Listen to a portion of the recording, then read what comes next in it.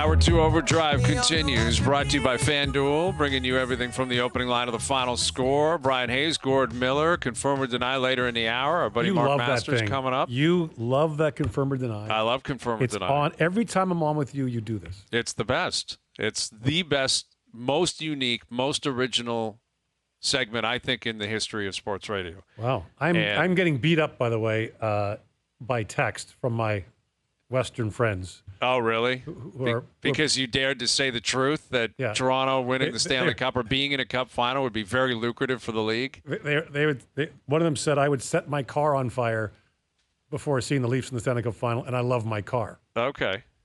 What else can we get you to say that will piss people off? Can you repeat after me, Gord? Okay. Do you want to go back? After me. Hey, do you want to go back to last week on Twitter or no? Yeah. Well, what is up with you on Twitter? What is going on? Are you like you have opinions? You're having fun. Why not? You're going back and forth with people. What have you been doing recently on Twitter that's been causing such a stir? I made a comment about the Islanders making people cut their hair and the Leafs being Anthony Duclair, which is ridiculous. The Yankees and the Islanders are the two teams that do it, and I'm just shocked that in the 21st century, when it has nothing to do with your performance and nothing to do with health and safety, it's not like you got to wear a mask or, your hair can't get caught in machinery and like that. Not like you're an actor or a movie star or a model. Like that a team says, no, you can't have a beard and you can't have long hair because we don't like the look of it.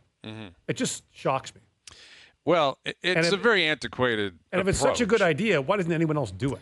Well, I think it's deeper than they don't like the look of it. The reason Lou, my understanding is the reason he does it is one for all for one. We're all committed to it. It starts with the Yankees. So he got it from the Yankees. Absolutely. And he loves the Yankees. And I would say it's worked out pretty well for the Yankees. I mean, obviously. Not lately, but it's not the reason they've won.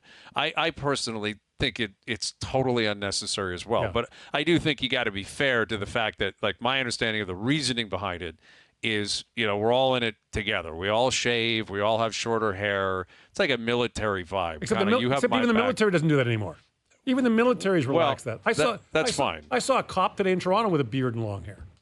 Not like longer hair. Right. Now, there's other things that teams do, Gord, that I think you could also say is kind of ridiculous. Like the fact that Andrew Burnett and Barry Trotz said you guys played poorly, so you can't go see U2 in Vegas. Well, that's pretty antiquated, old school. I don't know. I mean, you're there to work. I mean, the team. Okay, but these are the work rules. But the team was actually paying for the extra night in the hotel to go early. But they did it to be punitive against Nashville. Is my point. Yeah, and I think that was kind of like, okay, that's an old. I got nothing against it. I got nothing against Lou Lamoriello having this rule that he's had for 40 years. I do. Okay, that's fine. But he didn't do it because of Anthony Duclair. No. Let's clarify that, too. It wasn't like Duclair knows the rules. He's done it to lots of people. But absolutely.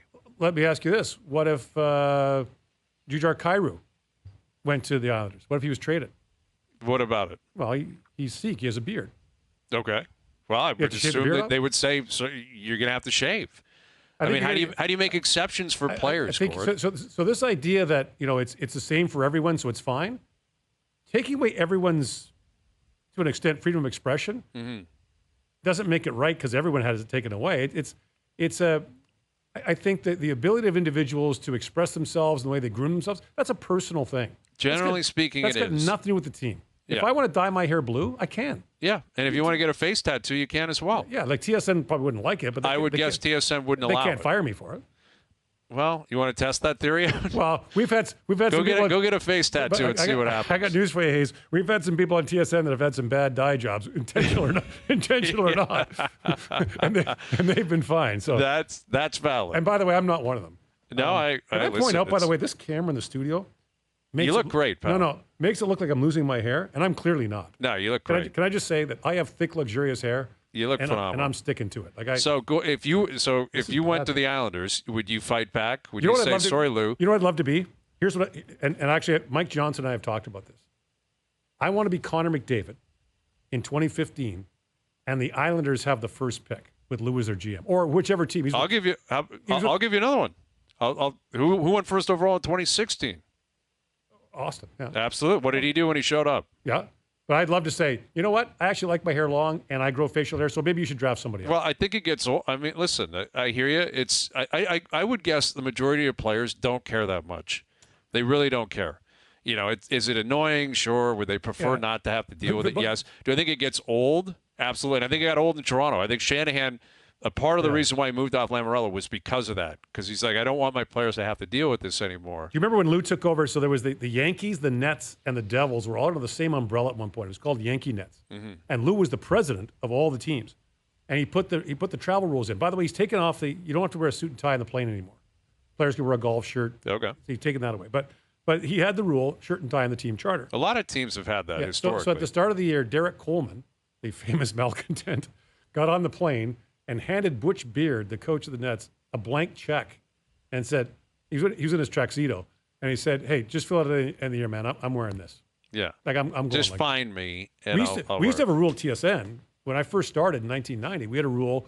Our old boss said you had to wear a shirt and tie or a jacket and tie on when you flew. Mm-hmm. So I remember thinking, like, I was going to Houston for an Expos game in the middle of August, and you didn't have to wear a suit and tie on baseball games in the summer. You could wear a golf shirt. And I remember thinking, like, I'm wearing a jacket and tie to go to Houston where I won't wear a jacket and tie on the air. This is ridiculous. I'm not going to do it. But at the last minute, I thought, I better do it. Connecting through Chicago, guess who's on my flight to Chicago? The boss. Really? Now, you should see what Noodles wears on flights. Oh, I can only imagine. He looks like he's playing touch football. Listen, he's built for comfort. And he flies as much as anybody. Good for him. And he's built for comfort. And he looks good. He feels good. And that's all that matters. Yeah. And he gets from position A to position B. And he gets home and he gets to the job. And he by does the what way, he has to do. Our next guest only wears a suit and tie. I know. I've never seen him in anything but a suit. I don't know if he owns a T-shirt. I'm not sure if he does either. But, listen, the Lou stuff, he is what he is. He's not going to change now. Doesn't make it right. But it also doesn't make it wrong, though. It does, though. It's not. It's not that big of a deal to have a rule that he's not asking you to do something with your personal life. He's not asking you. No, he's not. Yes, he is. No, he's not. Cutting your hair is not. It's not life altering. Whether you choose a beard or grow a beard or a mustache, that's a personal decision. Like just like if you want to wear a suit or not. But you and I, you got to wear a suit if you're doing the panel. If you're calling a game, like you can't show up in a Grateful Dead T-shirt. Hang on, but a dress code is different than personal grooming. Those are two entirely different things. Not when it comes to this business. You have to look appropriate. I mean, I think we can all be adults about that. I think it's ridiculous and antiquated. I don't think it's necessary, but I also don't think I don't look at it as like it's an attack by Lou. Like I think you're framing it as like he's attacking players. I don't see it that way. I see it as a way to visibly say that you will go along. It's a way of to any sort of individuality. We don't allow that here. Yeah. We don't want. I remember Igor Larionov, the Devils used to make players have dinner together. They had to stay in a hotel for home games during the playoffs. Sometimes they'd have to have their own table. Yes. They'd be at their own individual table because Lou didn't like something. So Igor's like, I want a glass of wine. I'm like, no, he doesn't allow that. He's like, I'm 40 years old. I know. I'm a 40-year-old man. I'm not sitting here arguing for Yes, you are. Lou. I don't think it's as big of an attack. No, I also think every player that goes there knows it, including Duclair. He signed a very lucrative deal. He should be thanking Lou Lamoriello. So what amount of money is worth it? So if he made 30, go ask Anthony Duclair. So if he made $30,000 a year, is it okay to say that? I don't know. So where's the line? 300,000, 3 million? Obviously, Duclair said no problem. He knew exactly what was coming. Because he wants to work in the NHL. Well, he could have signed somewhere else. He signed with the Islanders. Right, but what if he can't? Paid him a lot of money. What if he get traded there? Well, then he'd cut his hair. That's the way it goes, man, like everyone else. Unless he doesn't want to be a part of the team because all the other guys apply for it. I don't think it sends a great message generally in a sport that's trying to be more inclusive. That's not a great look. It wasn't a great look. But it's the ultimate. So you'd rather that he be on his own? That's not inclusive. What do you mean? That he gets to have long hair and the other guys don't? No. You think he wants to be treated differently? I think he wants the complete opposite. Absolutely not. Everyone should be allowed to do what they want. Well, okay. We have Mark on the line. I want to ask Mark about being around Lou because Lou rocks a great suit. And by the way, I've known Lou for 30 plus years. Yeah. I've had dinner with him. I say this to his face. I like Lou a lot. I don't think Lou has an issue with people disagreeing with this. No. And a lot of people do. Here's Mark Masters. Mark, were you always in a suit when you were around Lou Lamoriello? Of course. I want to make a good impression. Are you wearing a suit now? I am not wearing a suit. I was wearing the top of a suit earlier today. I was doing some hits with the tennis, but I am not wearing a suit as I sit on my couch watching Leila Annie Fernandez on my TV and Denis Shapovalov on my laptop here. I'm a bit more comfortable. What's the update? All right, so Leila Annie Fernandez in good shape. She's up a break, she's up 5-2 in the first set. Shapo, it's a bit more complicated. Lost the first set. He was down a break in the second, but he's back on serve. 3-4 right now with his opponent, Van de Zandschulp, serving. So Shapo in trouble. Fernandez off to a good start. Okay. Well, I'm not overly confident in our Canadians, just based on recent history, right, Mark? I mean, we've asked you before, as a men's side, women's side, is there anyone that sticks out? Quite frankly, I don't have like Felix would be the guy that you'd probably separate from the others and suggest he might have a chance at some point, to do something special. But considering where we were a few years ago, where it felt like, okay, this is going to be an unbelievable era of Canadian tennis, it's really fallen off the last couple of years. Yeah, for sure. And, there have been high marks. Davis Cup Championship, a Billie Jean King Cup Championship. Those are team events. On the individual level, I was trying to think back. I was actually like, what was the last time we had a great Grand Slam run? And it's actually been 9 straight majors without a Canadian reaching a quarterfinal in singles. Now it's 10 straight for Felix. And Felix it's hard to know what to make of him sometimes. This is 5 of 7 Grand Slams where he's lost in the first round. So he's really struggled on the first hurdle in these major events, including at last year's U.S. Open, at the most recent Grand Slam he played at Wimbledon before this. And it's not a great. It hasn't been a great run in singles Grand Slams for sure. There's been runs at smaller tournaments. Bianca Andreescu made a grass court final earlier this season. Fernandez made a grass court final earlier this season. Felix made a clay court final in Madrid. But I would have never thought that. I mean, the beauty of this kind of golden era has been that you're going to have all these different threats, and you're probably going to get a good run at every Grand Slam. But it hasn't been happening here of late. So it's been tough. We'll see. Last year at the U.S. Open, no singles match wins for Canada. So we got 5 players on the go today. We're already 0-1. Yeah. We'll see where things fall at the end of the day.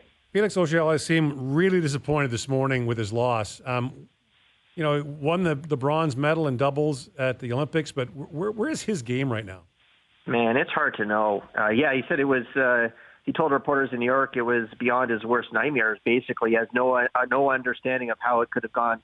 It was so poorly. And it started great. He broke Jakob Mensik in the first game, and then that was it. That was the high mark. And Mensik's a good player. He's a teenager. Qualified and made the third round of the U.S. Open last year. But he didn't have to do anything special today. He's a good player. He's going to be a good player. But this was all about Auger-Aliassime just having a bafflingly vacant performance. 10 double faults, 36 unforced errors. It was over in a flash for a guy who – and I wonder maybe there was some sort of carryover from what happened in Cincinnati. I guess you're trying to figure out why he was just out of it. In Cincinnati, he lost match point against Jack Draper, very controversial. Draper hit an illegal shot. The umpire didn't see it. There's no instant replay. He loses. So perhaps that's somehow, you're in the headlines. It hangs over you. Maybe you're trying to grasp at straws here to try and figure out how it could go so sideways. But this has been kind of the knock on Felix. Is like he's got all the tools, but he's prone to these types of performances at moments, these first-round losses. He had match points. He was 2 sets up in Wimbledon against Kokkinakis in the first round there, and it went away. So he'll have to – this is going to be a tough one to digest because with the Olympic magic, the run-in, he had a decent performance in Cincinnati. It looked like it was going to, trend up for him, and he just hasn't had the results in Grand Slams here of late. With Mark Masters, this Jannik Sinner controversy is quite something, Mark, with, the fact that he did test positive for a banned substance, but he, effectively let off the hook. A lot of his other players and competitors have been pretty outspoken about it, and the fact that he appears to be getting some sort of preferential treatment compared to other tennis pros of the past that were banned for a long, long time based on them testing positive. This sounds like a nightmare for tennis and a nightmare for Sinner. Not the fact that he's still, playing, but the fact that this is hanging over him. If he were to go on and win this tournament, I know he's playing right now, but if he were to go on and win this tournament, is that a nightmare for the U.S. Open? Is it a nightmare for Sinner, tennis? What would the reaction be to that? Well, it's not a nightmare for Sinner to win. I guess. But it's certainly not an ideal situation to have this news come out right after he wins Cincinnati and right before the U.S. Open. And Dennis Shapovalov, one of the players who's been outspoken, believing that there's, been a double standard here, and there's all sorts of double standards in tennis, of course. I mean, there's stadiums with roofs on it that the top players get to play on, and so that they don't have to worry about the weather a lot of the time. It's just the way that the sport goes, to be frank. Now, Sinner is such a strange story, right? Like, it's, that he, his physiotherapist is massaging him after having treated a cut on his own hand with a over-the-counter medicine in Italy that has this clostebol, which has got steroid in it, but it's such a small amount. But he tests positive at Indian Wells, and he's able to appeal right away.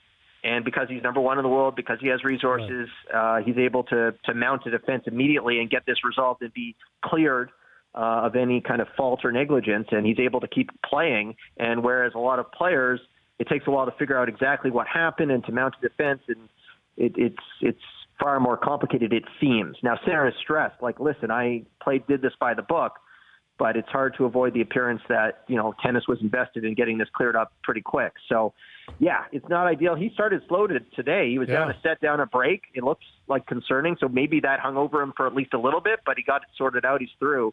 The optics are pretty terrible for tennis heading into the U.S. Open with the world number one having this kind of cloud over him. Well, Mark, I think what's interesting about it is that, Andy Roddick has kind of come to his defense. Tony Nadal, Rafael Nadal's uncle, has come to his defense. I've not heard fellow players come to his defense. I've heard some critical of him, but have any other players kind of said, that they support him in this? No, I haven't. I'm sure some do. I haven't, of the chorus speaking up. I haven't, and maybe though, if someone's saying I think Sinner's fine, maybe that doesn't grab the headlines. I haven't read that. I've seen people talking about how Sinner's a good guy and they wouldn't think he would purposely do that. Right. But I haven't seen anyone think like, this worked out. There hasn't been a lot of people saying that this was a great process and that Sinner, right, is I haven't heard that. But yeah, it's not an ideal spot for the sport, because it does feel like there is a double standard at times with a lot of different things in tennis. With Mark Masters, so Mark, once you get through the U.S. Open, and I'm not trying to press fast forward on that, we still got some time here. You'll get right back under that leaf beat, and the rookies will be in town, and then the big boys will show up as you prepare for a new season. Craig Berube's here now. Austin Matthews is the captain. There's been turnover on the back end. Nick Robertson, does he arrive or not? There's a number of different things I know we'll be discussing a lot, come September. Is there one in particular story? I guess Mitch Marner being there day one as well, and John Tavares for that matter I could throw in. Is there one in particular that you have, written down where it's like that's the day one story? That's what I'm going to attack day one. Day one is definitely Marner. How he handles, assuming that there's no extension, how he handles that. That was the day one story with Nylander last year. It would be the day one story with Marner this year. How is he going to frame it? How is he going to sound? What's Trey Living going to say? Where do things stand there? And then beyond that, I'm sure he'll handle it in a similar fashion to Nylander, where he says, like, this is just, I'm going to address it today. I don't want, it's going to work its way out. Or we'll see how he says it, but he'll try and nip it in the bud and make sure it's not a multiple day type thing. And then it becomes Berube and kind of how he, the tone he sets, who he's got skating together. That will become the story of training camp. But certainly right at the start, it's going to be Marner for sure. That's circled many times on the top of the list for me. Yeah, I can't disagree with that. One of the things I want to watch is, Fraser, Minten, and Easton Cowan were two guys that were right on the bubble last year. And I wonder, look, the Leafs need players. They need players with a certain budget number. They were close last year. What are the odds that one or both of them makes the opening day roster this year. Yeah, I mean, that's a huge storyline. I think that will play out with the games. We're going to need games to kind of see exactly where they are in the pecking order, where this new coach, what Berube thinks of these guys, right? Sheldon Keefe was the guy who was so smitten with Fraser Minten last training camp and wanted him on that opening night roster and basically said that. And we were waiting to see what Trey Living was going to do to make it work. And Lafferty ended up getting traded. I think Cowan, based on what I've seen, he's certainly right there.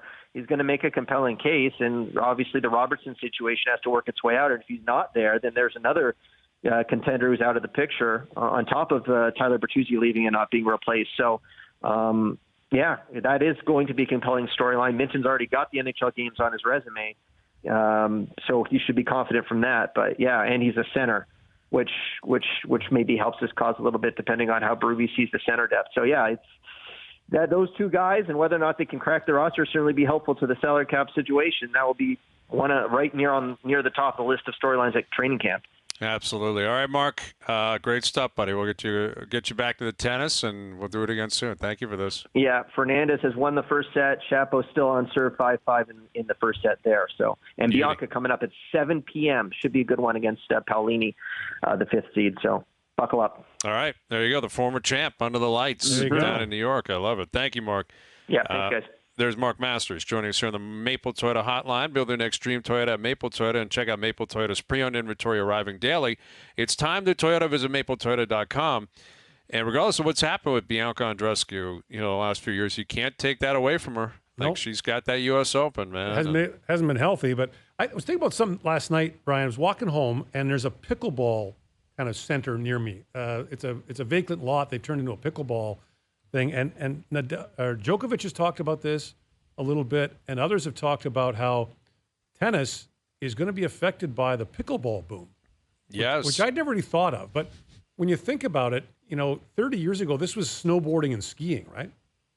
Like the skiers didn't like snowboarders. It was kind of this, but snowboarding in many ways overtook skiing. Like for most young people, snowboard as opposed to skiing, or a lot of them do. And I'm wondering, the last American man to win the U.S. Open singles title was Andy Roddick in 2003, which is mind-boggling when you think about how many great American tennis players there are. But I wonder, I was thinking about it last night, how much will the explosion of pickleball affect tennis? I don't know the numbers in terms of young people playing pickleball. It does skew older. There was a lot of people in their 20s. Looked to me like people in their 20s. Mm-hmm. Now, there's a tennis club right across, basically on my block, and they have a great scholarship program for kids there. They sponsor kids, and you see them coming off the subway with tennis bags bigger than they are, and it's great to see. And I'm a tennis player. I love it. But I wonder, because I saw people in their 20s and 30s playing pickleball. I don't see a lot of kids playing it, which is a good point by you. But that's a question, right? It's easier to pick up, I would say. Like tennis, like golf, others. It can be frustrating to try to get to a level where you feel like you're competent enough to play, and it can be difficult to find competition as well, right? Yeah. Because like golf, you can just join a threesome or whatever. You go out and play your own ball. You can't do that with tennis. You need people that have the same schedule as you, that are willing to play. I'm curious about pickleball because it has blown up. Have you tried it? I've tried it just kind of messing around, not actually playing a full match. Yeah. I don't know. I'm not overly intrigued by it. I may get there at some point. I could take it or leave it. Yeah, it doesn't do it for me. I'm a big tennis player. It doesn't do it for me, but I can see why it's popular. I mean, the noise of it is annoying. Is it? I wouldn't want to live next to a pickleball court because it's. But they are taking over. You're right. I know, anecdotally, you go down to Florida and all that, and these different communities throughout Florida, there's big battles to basically push the tennis courts out and build more pickleball courts. And that you talk about them pushing back on tennis, a lot of it is based on space. Right. And if you're building a complex and you're we can either put in 4 tennis courts and no pickleball, or 2 and 2 or whatever. Pickleball is a part of that program now. Yeah, they're taking over. It's something else. I wonder. Yeah, be curious to see where that goes because I think that getting young. It's amazing in golf. Young people are playing golf again. and they weren't for a long time. COVID was a huge part of that. Pushing people outside, getting kids outside and playing. Yeah, and there's lots of young kids playing really high-level golf. I don't see as many. You wonder, like the Raonic generation, like kids that watch Milos Raonic and watch Bianca and maybe are on the tennis court that we're not seeing yet. And obviously, like FAA is still young and Leilani Fernandez is young, but still, you wonder how much that gets siphoned off. It's because there's only so many top-level athletes, right? It's right. Like hockey's got this problem because you got to pick a lane at some point. When you're 13 or 14, you got to pick a sport. Hockey used to have the pick of the young men and now the young women who were elite athletes. They streamed into hockey. Now soccer's taking some of those kids, right? Basketball's taking some of those kids. All kinds of different sports are taking some of those kids. Yeah, it's a battle. It is a battle. Maybe what we need to do is just invest heavily in pickleball, and if it's going to explode, let's own it. Yeah, let's buy a pick. Well, But I'm saying as a country, let's get something going here. Let's invest in our pickleball, and maybe we can get at the grassroots level. We can get out in front of this and kind of own the Gina sport. Bouchard's playing pro pickleball now. Well, she can't play pro tennis, so she might as well play pickleball. I mean, am I wrong? I mean, Jeannie's it's not really on the circuit anymore, Gord. You're right. It's too bad, but it's just a reality. All right, confirm or deny coming up. Overdrive continues. TSN 1050 and on TSN 2. I can neither confirm or deny that this is in fact a segment. Austin trades Andrew Raycroft to Toronto in exchange for the rights to Tuukka Rask. It's been my honor and a privilege to serve as the general manager of the Toronto Maple Leafs Hockey Club. It's time for Confirm or Deny. Do you regret giving all those gentlemen the no trades or no movement clauses? Well, I can neither confirm or deny that. I can't confirm or deny. All right, confirm and deny, brought to you by Summit Ford and Southlake Ford Lincoln, where there's no such thing as a no-trade clause. Any make, any model, anytime. Visit summitford.com or southlakeford.com. All right, Gord, you love this segment. Statements I do. Because every time I see John Ferguson Jr. on the road, all I can think about is that segment. Yeah, I cannot confirm or deny. Well, I can neither confirm or deny that. Yeah, poor Fergie.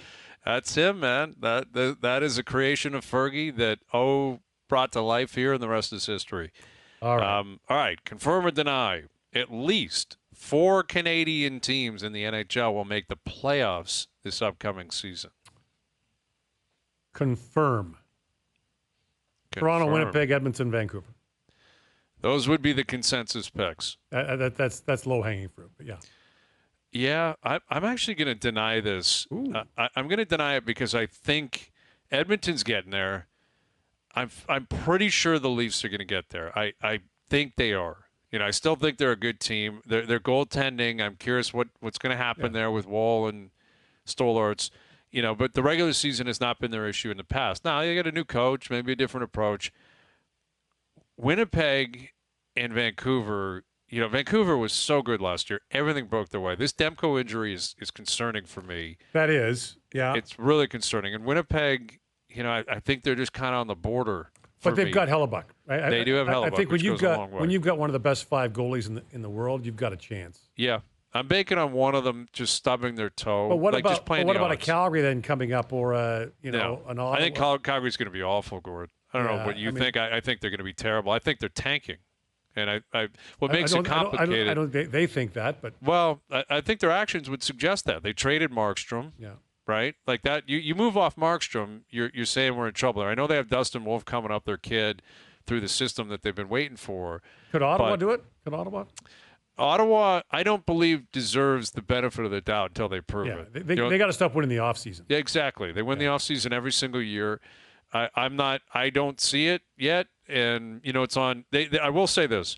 Travis Green and Ullmark in net, those are 2 significant changes. Who's behind the bench, who's in net.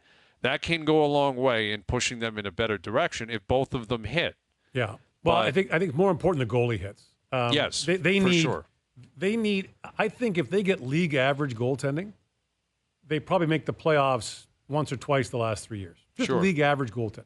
So Ullmark should give them that.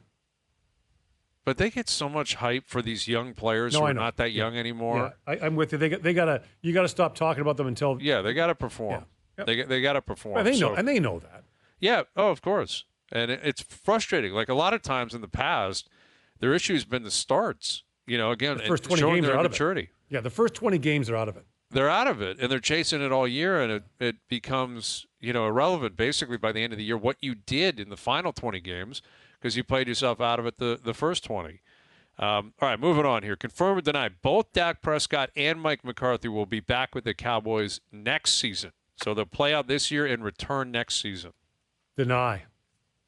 Prescott, yes. McCarthy, no. Really? Yeah. Okay. I feel like they're tied together in a way because they both need playoff success. They do, and I just don't I don't think the Cowboys have the lineup strong enough.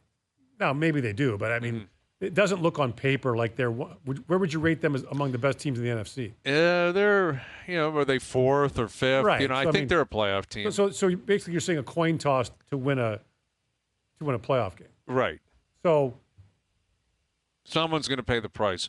Yeah, there's a part of me that I see where you're going with that. I'm actually going to confirm this, though, because I think Jerry Jones is more bark than bite.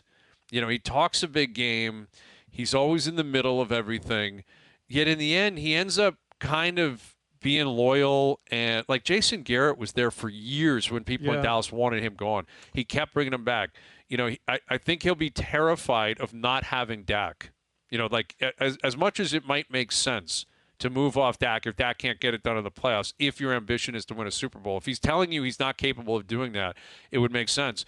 But then you're probably bottoming out, and you're going to be bad for a while. And I don't think Jones can afford that. He won't do that. So I think the reason I say that is I think it's the easy move is to cashier the coach. Right. Keep Dak and then say Keep culture Dak, change or bringing in a hire new Bill coach. Belichick or whatever. Yeah. That could be the case. Yet again, he's been more loyal than people I think that's true. Quite understand. He's actually been less loyal to players. Well, he fights for every dollar and cent with players, but eventually loses or gives in. Look at CeeDee Lamb yesterday. Yeah. For whatever reason, CeeDee hasn't been in camp for a month, and then finally he goes, fine, I'll pay you what I knew I was going to pay you. It's like a song and dance with Jerry Jones all the time. Confirm or deny, John Tavares will spend the whole season as the second-line center in Toronto. Second-line center in Toronto the whole year. I'm going to deny that because I think there will be times he'll play third-line center out of necessity.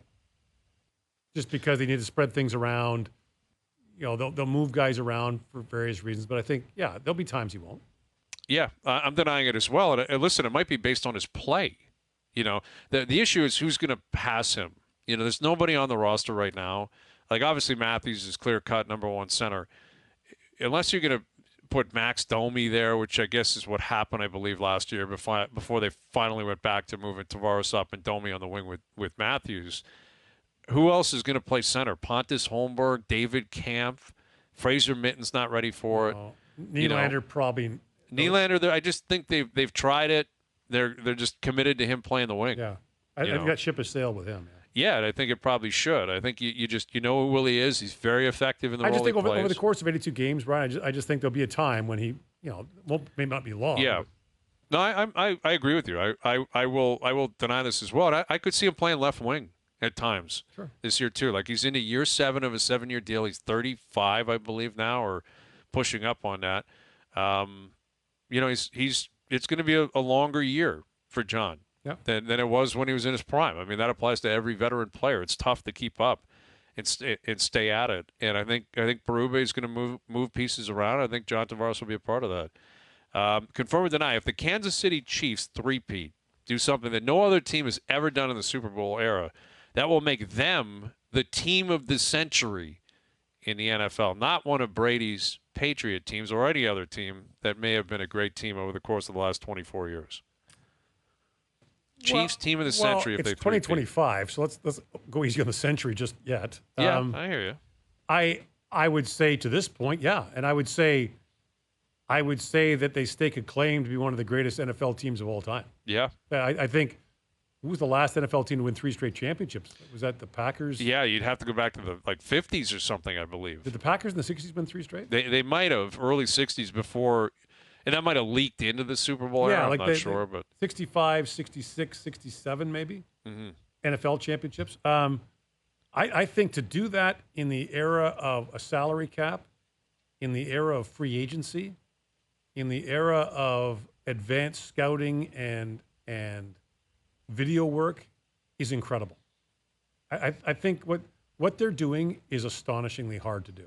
And I think it's great. I think it's great for sports to have a measuring stick team, to have the team that everyone else is trying to catch.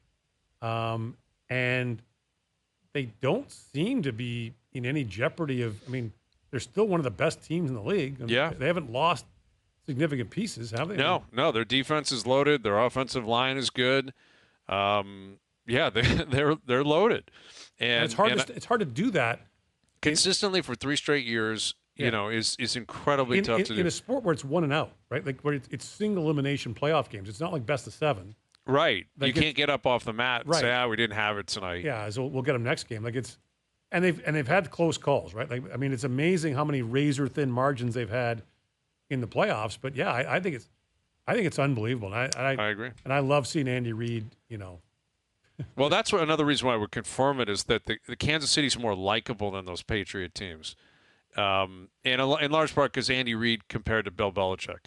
You know, Reid is this affable, you know, always seems like a good guy out there just having fun, loves football. And Belichick, you know, seemed like the opposite. Darth Vader. Yeah, exactly. And, you know, they also had some controversy, as we know the Patriots did, where Kansas City up until this point is not. You know, they haven't had a Spygate. They haven't had, you know, a Deflategate or anything like that. Regardless of how you felt about those stories. But interesting that their own players apparently voted them like the worst team to play for, like in terms of facilities and everything else. Where was that? New England or no, Kansas City? Yeah, well, and New England's low on that list too. Yeah, you know, it doesn't go well either in terms of you're right, the facility, the ownership, like the support they seem to get. But yeah, Kansas City, if they can accomplish that, it really will. It'll put their stake. We'll start talking about them as one of the great teams of all time, and they will deserve that. They will rightfully be in that conversation. And I think if you talk about it from an all-century team or an all-century conversation, if you bring into focus the other sports, I'm not sure who would be competing with them either. I mean, the Patriots clearly, the Golden State Warriors for sure. Yeah.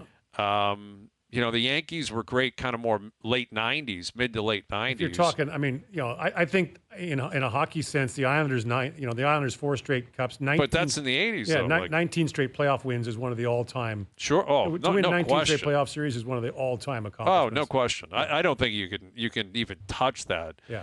But if we're talking the last 25 years in North American pro sports, you know, in the NHL, I don't know who that would be. I mean, maybe the Blackhawk teams, maybe Tampa going to 3 straight, probably winning would be in that conversation. But in the era of the cap, and even the NFL cap, where there is some wiggle room, I mean, it takes a toll on teams, right? You have to make hard decisions, and you have to decide to let people go. And Tyreek Hill, they moved off him. Amazing. They traded him and said, "We're not paying you what you want to get paid. Go to Miami, you can get paid that much." Yeah.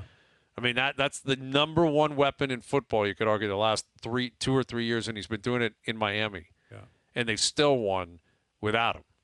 You know, it's incredible. All right, moving on here. Final one, confirm or deny. Novak Djokovic will win at least 2 more Grand Slams.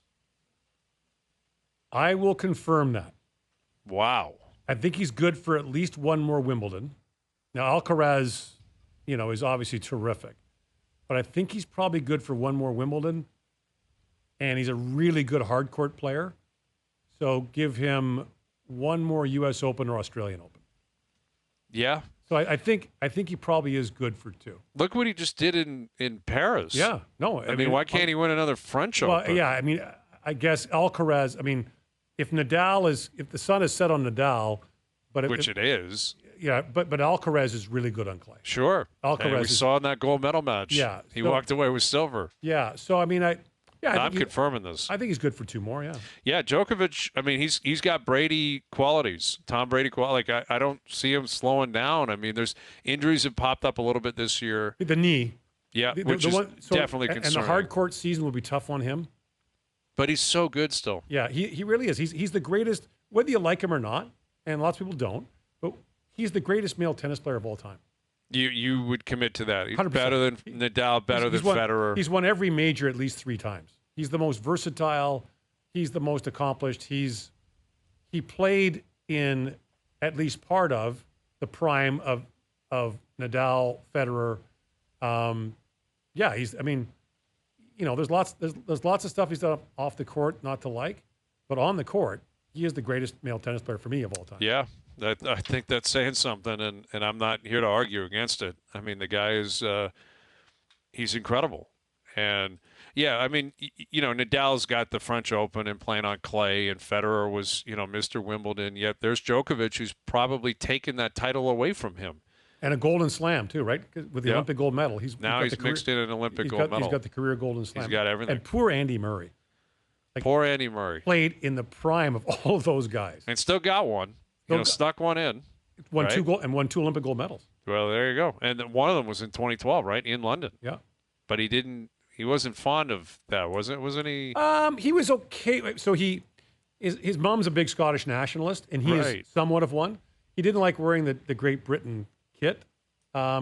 His mother brought Lou Lamoriello running the show over there. Why do you have to wear that? His mother brought the president of the Scottish Independence Party to matches at the Olympics. Yeah. But his sponsors, he wore the kit. He wore the Union Jack. He sang "God Save the Queen" because he knew where his bread was buttered. But Lou Lamoriello. Is Lou over there running the show over there? Why would he force him Why to do that? Why do you bring it back to this? Why would he force him to do that? Confirm or deny. Brought to you by Summit Ford at South Lake Ford Lincoln, where there's no such thing as a no-trade clause. Any make, any model, anytime. Visit summitford.com or southlakeford.com today. You are an instigator. I try to be. You are an instigator. I do attempt to do that from You've time got people to time. enraged at me. No, that's not. They I don't believe people that for a second. My friends are enraged at me. Well, that was of your doing. I didn't instigate that conversation. You drew me into that conversation. You were the one to advocate. You want the Leafs to win, and so be it. If that's the case, that's the case. To me, I'm an objective viewer. Oh my God! I have no dog in this race. What? Whoever wins, and I applaud them equally. Brian, lying on the air is a crime in Canada. Lying on the air is a crime. I want everyone just to have fun. That's all I'm looking for. Participation medals for everyone. Everyone just have a good time. Yeah.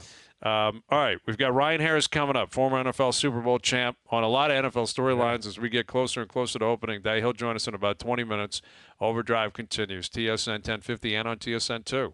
All right, so this is a tough time of year for a lot of NFL players as well because, guys got to get cut. Like, we're talking hundreds of players throughout the league. And, you're tracking different stories and different players, that have name value that people are aware of that you wonder if they're going to make the team or not. And I'm seeing on ESPN sources indicating Kadarius Toney could be cut by the Chiefs.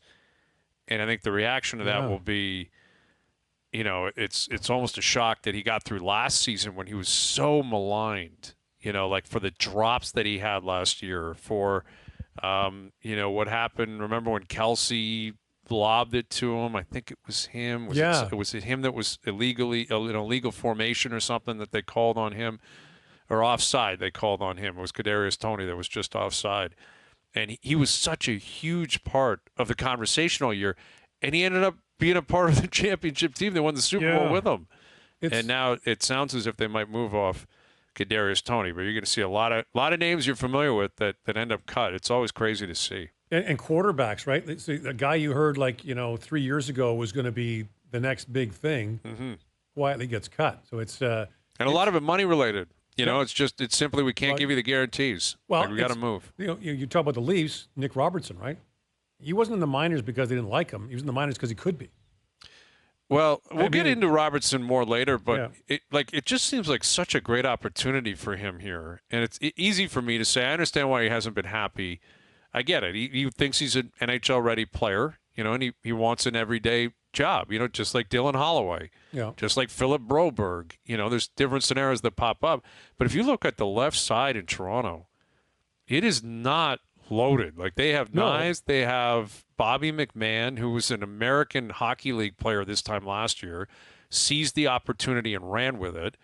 And, who else? Who else is playing on the left side? I mean, right. It just Connor Dewar, Pontus Holmberg. Like, if you're Nick Robertson, I would counsel him and say, show up day one in the best shape of your life, walk up to Craig Berube and say, give me an opportunity. You will not regret it. And the rest is history, because they're looking for help on the left side. They need help. But I think in his case, your frustration comes from the fact not that you didn't play well enough, but contractually you were able to go to the American League. That's the frustration. Sure. But he's not an established NHL player yet either, Gord. No, he's not. Like, he needs to be careful with who he thinks he is yet. Yeah. You know what I mean? Like, I'm not rooting against him, and his numbers have been pretty good. Like, based on per shift, per minute production, he's been excellent. He's been very good. He can score goals. Yeah. But you got to do it over a longer period of time, and you need to be given that opportunity. I understand his argument, but I still think the jury's out on whether or not he's going to play 800 games in the NHL. He's still got to prove that. Yeah. All right, Ryan Harris coming up. Best Bets brought to you by FanDuel coming up in the next hour as well. Little NFL, little NHL, maybe a little more tennis. We got a big golf week coming up. It's going to be good. Final hour. Up next, OverDrive continues. TSN 1050 and on TSN 2.